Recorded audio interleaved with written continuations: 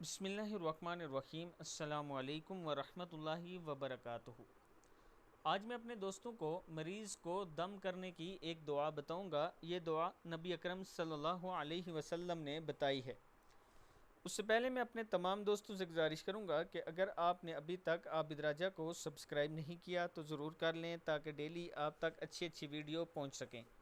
تو سٹارٹ کرتے ہیں۔ بسم اللہ الرحمن الرحیم۔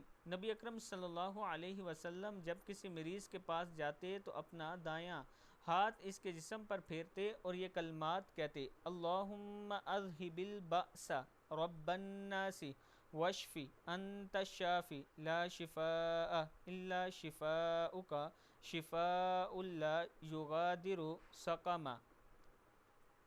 اے سب لوگوں کے پروردگار، اس بیماری کو دور فرما اور اس مریض کو شفا عطا فرما، کیونکہ تیرے سوا کسی کے پاس شفا ہی نہیں، ایسی شفا جو بیماری کا خاتمہ کر دے۔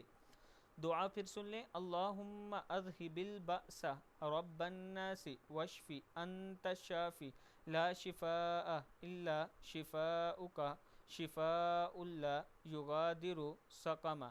صدق اللہ العظیم۔ اس ویڈیو کو خود بھی یاد کر لیں اور آگے اپنے دوستوں کے ساتھ ضرور شیئر کریں۔ السلام علیکم ورحمۃ اللہ وبرکاتہ۔